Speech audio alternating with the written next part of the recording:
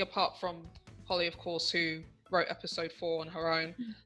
We all co-wrote an episode each of episodes 1 to 3. So just not sure if, I guess me and Scarlett will start because we did episode 1. If we all just kind of wanted to talk about how that was, kind of doing that miles away from each other and what methods we used. So I don't know if you wanted to start, Scarlett. Yeah, so we started initially in that we had a Zoom chat meeting first about the sort of what we wanted from the story. So we laid out what was going to happen in the episodes. We did sort of this is the beginning, middle, end. This is the turning point. What does she learn? Doing the sort of structure bit. And then we went away and thought about it more. And Annabelle started with doing scene 1. And we took it in turns to sort of do scenes. But then on the 4th scene, we got together to write it together over Zoom. And Annabelle figured out how to share the bottom of her screen so she could type in final draft whilst the two of us looked at it. So we had each of us still on Zoom and she had an extra screen, and that worked the best for me. I think that then improved the script from that point onwards better than I've done it on my own, because I've never actually co-wrote anything before, and I think usually when you co-write something you spend more time together. I'd say normally they're physically with each other, kind of spitballing ideas. There's a whiteboard and someone's playing around. But yeah, that was my first time co-writing a script as well, but I think it went well. I did enjoy it. To use a pun, we were very much on the same page from the beginning. So when I first pitched the story, Annabelle just knew what the type of person I was trying to hint towards, and in fact I think she brought more to Miami with the first couple of scenes of dialogue, and I think I would have just going in on my own. So co-writers of episode 2, Kaylee and Alex. Go for it, Kaylee. Let's talk about I really enjoyed how we did it, because I mean, it was really quite a short discussion from what I can remember. It was either like one of us write it and then we pass it back and forth, or would we try and embody a character each, and we came up with the idea of doing it on Google Drive and writing it in real time.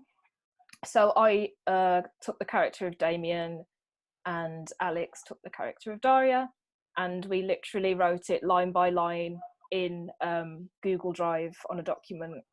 And it was a lot of fun, wasn't it? It was so much fun. We before we started doing that, we did have a little discussion on the phone, old-fashioned phone, actual phone, just about what points we wanted to hit, what the overarching story was, a little bit about the characters and like the kinds of things they might have concerns about, but no idea where that was all going to come out. So yeah, we just kind of started typing and then go, oh, interesting, Damien said that. Yes. What would Daria say? It was quite funny really, because we were just sort of on the document, we weren't on the phone or anything, but we'd like write a line and then it would be like, oh, I think I can think of something better, I'll edit Alex's line, like something funny, and then we'd just sort of make jokes that way. So it was really like, sorry, just got to go to the loo, be back in a sec. So the whole thing took 2 hours from start to finish to get the first draft down, and then Kaylee did a kind of first pass edit just on the whole thing, and then I did another edit on the whole thing, and we managed to get it down from like 10 pages to 5 pages in the kind of editing process. But wow, much of it was very similar. There was just less of it. It wasn't that different when it was finished. It was just, that's going to have to go. So very savage. I honestly really went back. I thought everything was I thought every line in your piece was just bang, bang, bang, perfect tennis match analogy. But it was fun when things came out of the blue. So we'd spoken about things like the video dropping out and Gran interrupting and stuff like that. but neither of us knew who was going to bring that in or where. So like you'd be getting into this conversation and Kaylee would come in with, Gran opens the door, and you're like, oh shit, okay. And like with the video dropping out, you're like, oh, so it would take you by surprise as well. So yeah, it was a lot of fun. I definitely really like to do it that way again, just seeing how well it worked and how much fun it was. It worked very well for dialogue. I think it would be interesting to see if you were writing a scene with like 4 characters and writing like a 2-hour play or something. It might be different. Yeah. But for 5-minute dialogue, it was good fun. Challenge accepted. So now we're joined by Carmen, who co-wrote episode 3 with Louise Osborne, who isn't able to join us today. So what was it like for you and Louise? How were you going about collaborating, and what methods did you use to write together? Well, like the other teams, we'd had an initial discussion to see where we wanted to go with it and what the characters were going to be like. And obviously we knew that there had to be a link for all of the 4 episodes to be interconnected. So it was important to establish where we were going with that. But ultimately we wanted to use different characters to what had already been explored before. And obviously we brought in 2 older characters. Having it then had that initial discussion, we were aware that some of the teams had chosen to work on final draft together. We tried that very unsuccessfully. Couldn't get the pages to match up. Basically, it just wasn't happening. And at risk of having a stroke, we then decided to try to work on Google together. And we thought, okay, we'll do it this way, the way Alex had done it with yourself, Kaylee. We couldn't do that either. So we kind of gave neither of us are very technically minded, so that it was going to be a struggle from the off, really, to write together in any sort of real live way. So we decided at that point that Louise had a wee bit more time in her schedule on that particular day than I had. So she wrote the first couple of pages, basically, and she then sent them over to me. I edited what she'd written, and then I continued on and finished the piece, and then sent it back to her. I presume she read through it, I don't know. And we didn't really make any changes after that. I think there was maybe the odd word here or there that when we'd gone through rehearsals, for reasons that, you know, of copyright and other things, there were certain things we couldn't do. The music that Louise had originally written down to be used in the script couldn't be used because it was still under copyright law. So we substituted that, and we substituted literally a couple of other words because we weren't able to use them, and that was the only reason.